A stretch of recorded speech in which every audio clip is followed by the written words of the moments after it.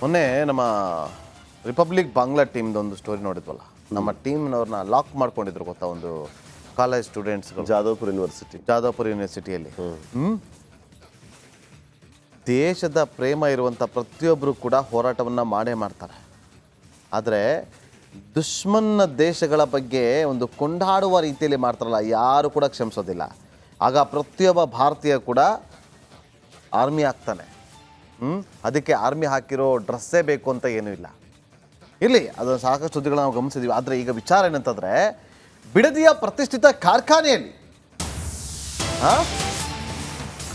ಪ್ರತಿಷ್ಠಿತ ಕಾರ್ಖಾನೆಯಲ್ಲಿ ಆಕ್ಷೇಪಾರ್ಹ ಬರವಣಿಗೆ ಕಂಡು ಬಂದಿದೆ. ಕಾರ್ಖಾನೆಯ ಶೌಚಾಲಯದಲ್ಲಿ ದೇಶದ್ರೋಹಿ ಬರವಣಿಗೆ ಕಂಡು ಬಂದಿದೆ. ಒಳ್ಳೆ ಜಾಗದಲ್ಲೇ ಬರೆದಿದ್ದಾರೆ. ಶೌಚಾಲಯದಲ್ಲಿ ಪಾಕಿಸ್ತಾನಕ್ಕೆ ಜಯವಾಗಲಿ ಅಂತೇಳಿ ಯಾರೋ ಅಲ್ಲೇ ಹುಟ್ಟಿ ಬೆಳೆದವರು ಅಂತ ಕಾಣುತ್ತೆ. ಟಾಯ್ಲೆಟಲ್ಲೇ ಹುಟ್ಟಿ ಟಾಯ್ಲೆಟನ್ನು ತಿಂದು ಬೆಳೆದಂಥವರೇ ಮಾಡಿರೋ ಕೆಲಸ ಇದು. ಅದಕ್ಕೆ ಟಾಯ್ಲೆಟಲ್ಲೇ ಬರೆದವ್ರೆ. ಟಾಯ್ಲೆಟಲ್ಲೇ ಹುಟ್ಟಿ ಬೆಳೆದವರು ಬರೆದಂಥ ಒಂದು ಬರವಣಿಗೆ ಇದು. ಯಾವ ಪುಣ್ಯಾತ್ಮ ಆತನಿಗೆ ಕನ್ನಡ ಕಲಿಸೋದ್ನೋ ಗೊತ್ತಿಲ್ಲ, ಕನ್ನಡದಲ್ಲೇ ಬರೆದವನೆ. ಪಾಕಿಸ್ತಾನ ಜೈ.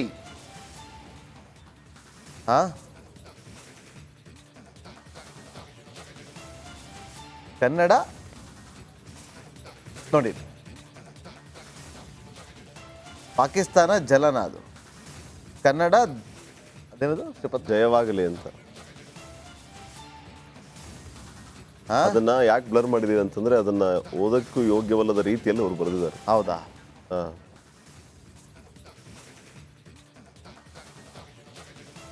ಟಾಯ್ಲೆಟಲ್ಲಿ ಬರೆದಿರುವಂಥ ಬರವಣಿಗೆ ಇದು. ಅಷ್ಟೊಂದು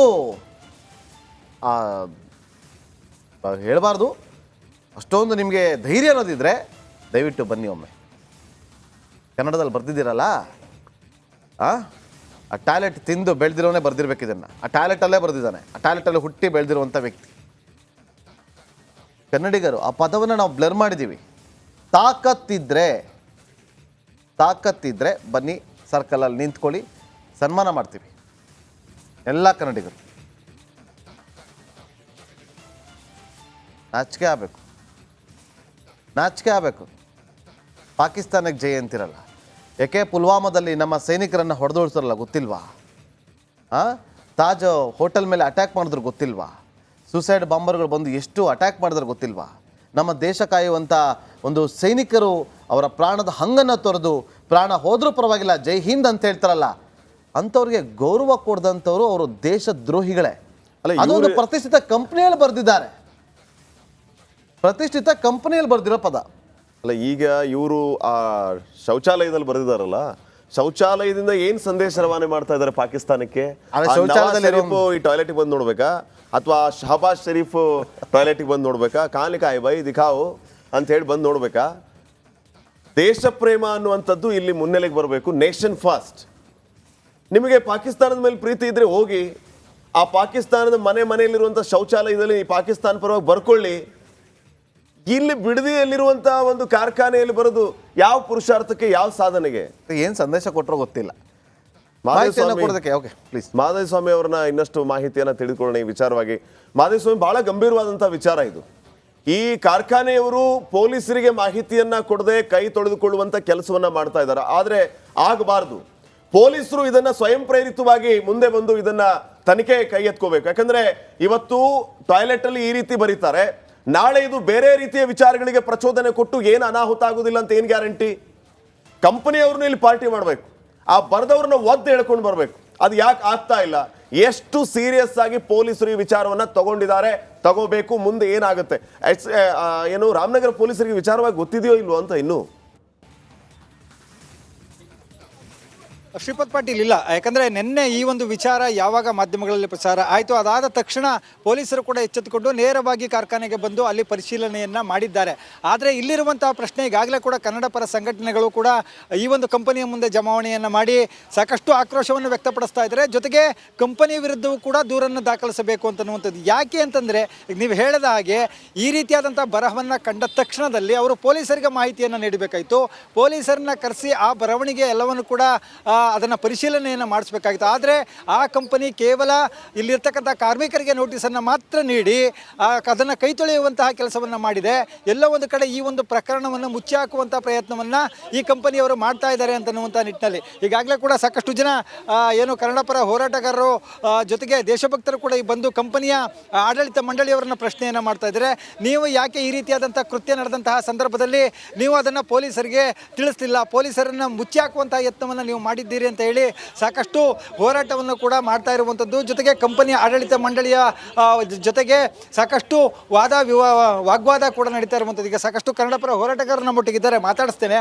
ಸರ್, ಈ ರೀತಿಯಾದಂತಹ ಬರಹಗಳ ಬಗ್ಗೆ ತಾವು ಏನು ಹೇಳ್ತೀರಿ ಸರ್? ಈಗಾಗಲೇ ಒಂದು ಪ್ರತಿಷ್ಠಿತ ಕಂಪನಿ ಟೊಯೋಟಾ ಕಂಪನಿ ಅದರಲ್ಲಿ ಬರಹ ಬಂದಿರತಕ್ಕಂಥದ್ದು ಪಾಕಿಸ್ತಾನಕ್ಕೆ ಜೈ ಕನ್ನಡಿಗರು ಬಗ್ಗೆ ಒಂದು ಅವಹೇಳನಕಾರಿಯಾದಂಥ ಬರವಣಿಗೆ ಬರೆದಿದ್ದಾರೆ. ಇದು ದೇಶದ್ರೋಹಿ ಕೆಲಸ. ಕೇವಲ ಈ ಟೊಯೋಟಾ ಕಂಪ್ನಿ ಏನಾಗಿದೆ, ಕಣ್ಣೂರು ಸ್ವತಂತ್ರ ಕೇವಲ ನೋಟಿಸ್ ಕೊಟ್ಟು ಅವ್ರನ್ನ ಸರಿಪಡಿಸೋಂಥ ಕೆಲಸ ಮಾಡ್ತಾ ಇದ್ದಾರೆ. ಇದು ಪೊಲೀಸ್ ಗಮನಕ್ಕೂ ಬಂದಿಲ್ಲ. ಇದು ಎರಡನೇ ಬಾರಿ ಆಗಿರ್ತಕ್ಕಂಥದ್ದು, ಮೊದಲನೇ ಬಾರಿ ಅಲ್ಲ. ಟೊಯೋಟಾ ಕಂಪ್ನಿಯವರು ಬೇಕಾಬಿಟ್ಟಿಯಾಗಿ ಎರಡನೇ ಬಾರಿ ಘಟನೆ ನಡೆದಿದ್ರು ಕೂಡ ಅವರು ಮತ್ತೆ ಅದನ್ನು ಅಳಿಸುವಂಥ ಕೆಲಸವನ್ನು ಯಾಕೆ ಮಾಡಿದರು ಅಂತ ಏನಂದರೆ ಸ್ವಾರ್ಥ. ಇಲ್ಲಿ ಎಲ್ಲಿ ಕೆಲಸಗಾರರು ಹೊರಟೋಯ್ತಾರೋ ಅಥವಾ ಇದೆಲ್ಲಿ ಕನ್ನಡಿಗರು ತಿರುಗಿ ಬೀಳ್ತಾರೋ ನಮ್ಮ ಕಂಪ್ನಿಗೆ ಇಲ್ಲಿ ನಷ್ಟ ಆಗ್ತಂತ ಒಂದು ಸ್ವಾರ್ಥದಿಂದ ಇವತ್ತು ದೇಶದ್ರೋಹಿ ಕೆಲಸಕ್ಕೆ ಕುಮ್ಮಕ್ಕು ಕೊಡ್ತಾ ಇದ್ದಾರೆ. ಇದನ್ನು ಯಾವುದೇ ಕಾರಣಕ್ಕೂ ನಾವು ಖಂಡಿಸ್ತೀವಿ. ನಾವು ಯಾವುದೇ ಕಾರಣಕ್ಕೂ ಬಿಡೋಂಥ ಮಾತೇ ಇಲ್ಲ. ಈ ಕೂಡಲೇ ಕಂಪ್ನಿ ಎಚ್ಚೆತ್ಕೊಂಡು ಯಾರು ದೇಶದ್ರೋಹಿ ಕೆಲಸ ಮಾಡಿದರೆ ಅವನ್ನ ಪೊಲೀಸ್ಗೆ ಒಪ್ಪಿಸಿ ತನಿಖೆ ಒಳಪಡಿಸುವಂಥ ಕೆಲಸ ಮಾಡಲಿಲ್ಲ ಅಂದರೆ ನಾವು ಉಗ್ರವಾದ ಹೋರಾಟವನ್ನು ಮಾಡಬೇಕಾಗ್ತದೆ. ಎಸ್ ಶ್ರೀಪಾದ್ ಪಾಟೀಲ್, ನೋಡಿ ಈಗ ಕನ್ನಡಪರ ಸಂಘಟನೆಗಳು ಅದೇ ವಿಚಾರವನ್ನು ಹೇಳ್ತಾ ಇರುವಂಥದ್ದು. ಈಗ ನಾನು ಅವರು ಒಂದು ಸ್ಪಷ್ಟನೆಯನ್ನು ಕೊಡ್ತಾ ಇದ್ದಾರೆ ಕಂಪ್ನಿಯವರು, ಅದನ್ನು ಕೂಡ ನಾನು ನೇರವಾಗಿ ತೋರಿಸುವಂತಹ ಪ್ರಯತ್ನವನ್ನು ಮಾಡ್ತೇನೆ. ನಾವು ಮೊದಲು ಪ್ರಸಾರ ಮಾಡಬೇಕು ನಾವು ಒಂದು ಇದರಿಂದ ದಯವಿಟ್ಟು ಮಾಡಬೇಡಿ. ಮೊದಲು ಯಾರು ಪ್ರಸಾರ ಮಾಡ್ತಿರೋದು ಇಂಪಾರ್ಟೆಂಟ್ ಅಲ್ಲ, ಕೃತ್ಯ ಎಲ್ಲಾಗಿದೆ ಏನಾಗಿದೆ ಅನ್ನೋದು ಇಂಪಾರ್ಟೆಂಟ್. ಒಂದ್ ನಿಮಿಷ ಈಗ ಎಷ್ಟೊತ್ತು ಗೊತ್ತಾಗಿದೆ ಸರ್ ನಿಮ್ಗೆ? ಯಾವುದು ಇನ್ಸಿಡೆಂಟ್ ನಿಮ್ಗೆ ಎಷ್ಟೊತ್ತು ಗೊತ್ತಾಯ್ತು? ಒಂದು ಇನ್ಸಿಡೆಂಟ್ ಗೊತ್ತಾಗಿರೋದಾ? ಸಮೀರ ನೀವು ನಮಗೆ ನಾಲೆಡ್ಜ್ ಬಂದಿದ್ದು ಅರೌಂಡ್ 9 ಗಂಟೆಗೆ, ಬೆಳಗ್ಗೆ 9 ಗಂಟೆಗೆ. ಹೌದೌದು. ಪೊಲೀಸ್ನವ್ರು ಎಷ್ಟೊತ್ತು ಬಂದ್ರು ಸರ್?